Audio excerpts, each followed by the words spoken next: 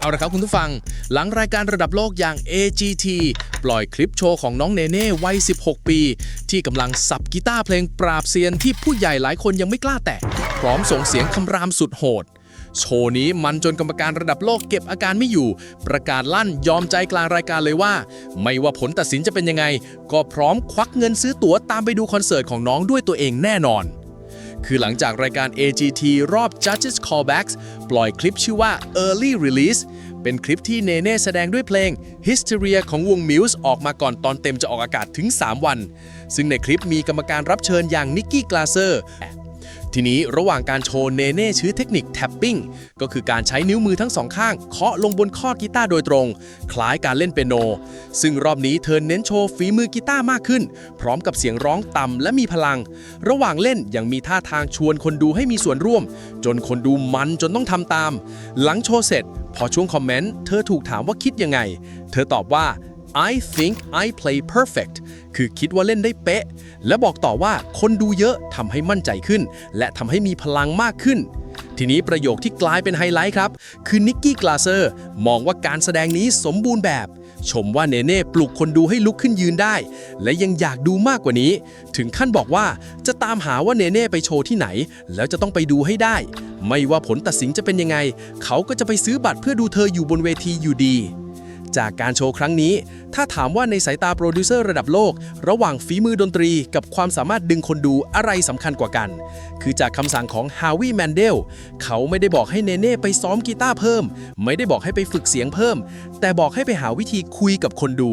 แปลว่าในสายตาเขาฝีมือคือตั๋วเข้าประตูส่วนความสามารถดึงคนดูคือสิ่งที่ทำให้ชนะและเหตุผลที่เป็นแบบนั้นเพราะกลไกของรายการครับตั้งแต่รอบไลฟ์โชว์เป็นต้นไปคนตัดสินไม่ใช่กรรมการอีกแล้วแต่เป็นคนดูทางบ้านที่กดโหวตซึ่งส่วนใหญ่ไม่ได้แยกออกว่าท่อนไหนยากท่อนไหนง่ายเขาจำได้แค่ว่าดูแล้วรู้สึกยังไง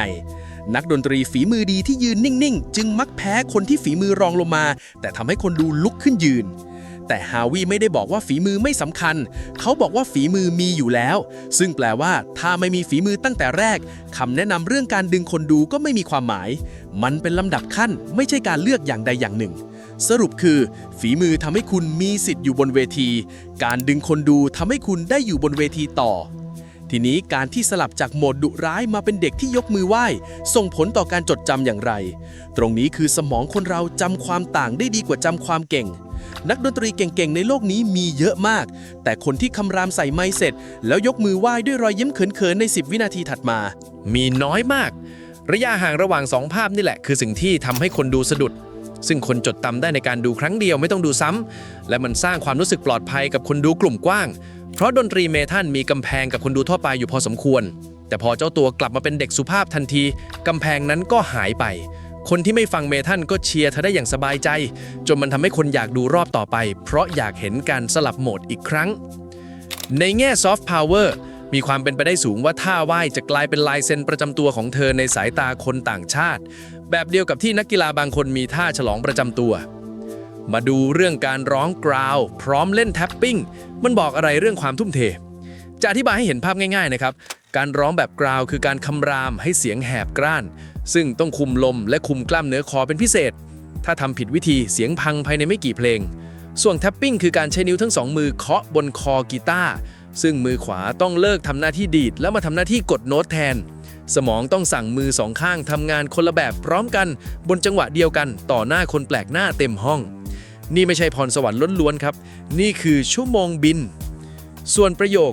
อยากไปดูโชว์ของเธอกับใครจะกล้าเล่นต่อจากนี้นี่คือการเปลี่ยนสถานะครับปกติกรรมการรายการประกวดจะพูดกับผู้เข้าแข่งขันว่าเธอเหมาะจะไปต่อไหมแต่ประโยคว่าอยากไปซื้อบัตรดูโชว์ของเธอเองมันข้ามกรอบนั้นไปแล้วเพราะมันแปลว่าคนพูดกำลังมองเธอในฐานะศิลปินที่ขายบัตรได้ไม่ใช่เด็กที่มาประกวดและที่สำคัญกว่านั้นประโยคนี้ยังบอกได้ว่าต่อให้เธอไม่ผ่านรอบนี้ความสนใจก็ไม่ได้หายไปกับรายการและอีกประโยคที่ว่าใครจะกล้าเล่นต่อจากนี้เป็นการเทียบระดับไกลๆว่าเธอไม่ได้อยู่ในกลุ่มเดียวกับคนอื่นในคืนนั้นแล้วซึ่งนี่คือจุดที่ค่ายเพลงผู้จัดคอนเสิร์ตและแบรนด์เครื่องดนตรีจะเริ่มขยับเพราะสัญญาณแบบนี้ในวงการหมายถึงของจริงมาเร็วรีบจองมีความเป็นไปได้ว่าเราจะเห็นข้อเสนอเข้ามาหาเธอไม่ว่าผลวันที่11จะออกมาแบบไหน ยิ่งเพลงที่เลือกคือ Hysteria ของ Muse ยิ่งชัดเพลงนี้ขึ้นชื่อในหมู่นักดนตรีว่าลายเบสของ Chris Wolstenholme เป็นลายระดับตำนานเรื่องความยากเพราะเป็นโน้ตคาเบ็ด2ชั้นรัวต่อเนื่องความเร็วสูงต้องใช้ความอึดของนิ้วเป็นพิเศษเว็บ Ultimate Guitar จัดระดับความยากไว้ที่ระดับสูงการที่เด็ก16หยิบเพลงนี้มาทั้งร้องทั้งเล่นเองจึงไม่ใช่การเลือกเพลงเพราะๆแต่เป็นการเลือกเพลงที่ประกาศว่าหนูเล่นของยากได้ส่วนประเด็นที่กรรมการเทียบว่าตัวเองเล่นกีตาร์มา6ปีแล้วยังสู้ไม่ได้ถึงจะยังยืนยันไม่ได้แต่สาระของมันสะท้อนความจริงข้อหนึ่งครับคือเวลาที่ใช้กับความเข้มข้นที่ใช้ไม่เท่ากัน6ปีของคนที่หยิบกีตาร์มาเล่นตอนว่างกับ10ปีของเด็กที่เล่นเปิดหมวกจริงขึ้นเวทีจริงแข่งจริงตั้งแต่ประถมมันคนละเรื่องกันเลยทีนี้การที่รายการเลือกปล่อยงานของคนที่ทำยอดสูงสุดก่อนใครเพื่อนแปลว่าเขารู้ว่าฐานคนดูก้อนไหนคือก้อนที่ขับเคลื่อนตัวเลขให้เขาอยู่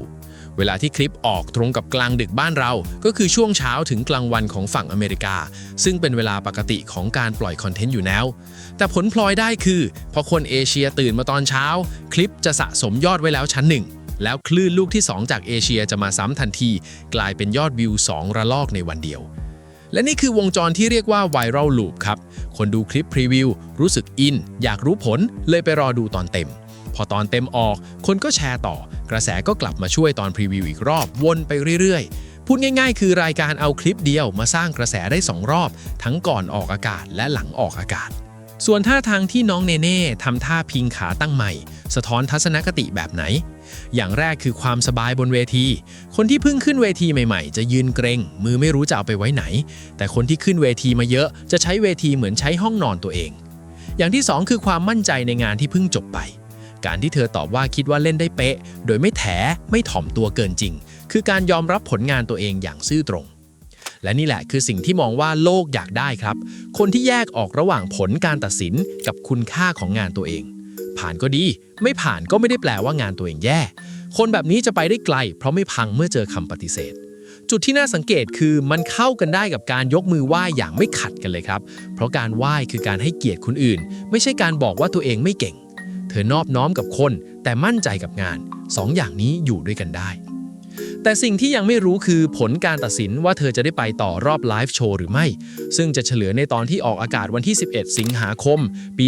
2569ทางช่อง NBC เดิมพันที่รออยู่ปลายทางคือเงินรางวัล$1 ล้าน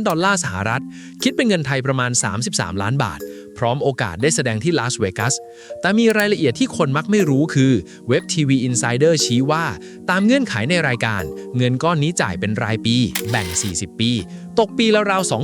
$25,000หรือราว800,000 บาทต่อปีหรือผู้ชนะจะเลือกรับเป็นมูลค่าเงินสดปัจจุบันแทนก็ได้ซึ่งจะน้อยกว่า1 ล้านเต็มและคนไทยที่เคยไปไกลบนเวทีประกวดระดับโลกในตระกูล Got Talent ที่ถูกพูดถึงมากที่สุดคือไมร่ารณีพัสสมอนลอยลูกครึ่งไทยอเมริกันที่ชนะ Thailand Got Talent ซีซั่นแรกตอนอายุ13 ปีได้เงินรางวัล10 ล้านบาทแล้วต่อมาติด6 คนสุดท้ายของรายการ Rising Star ทางช่อง ABC ของสหรัฐเมื่อเดือนสิงหาคมปีคริสตศักราช2014ถ้าเนเน่ผ่านเข้ารอบไลฟ์โชว์ได้ในวันที่11นี้เธอจะเป็นคนไทยที่เข้าไปยืนอยู่ในรอบตัดสินของเวทีประกวดความสามารถที่ใหญ่ที่สุดในโลกและงานหลังจากนั้นจะไม่ใช่การพิสูจน์ฝีมืออีกแล้วแต่จะเป็นการทำสิ่งที่ฮาวิสั่งไว้ตั้งแต่ต้นคือทำให้คนอเมริกัน10 กว่าล้านคนหน้าจอรู้สึกอยากหยิบโทรศัพท์ขึ้นมาโหวตให้เด็กจากภูเก็ตคนหนึ่งผลการตัดสินจะเป็นยังไงต้องรอติดตามพร้อมกันครับ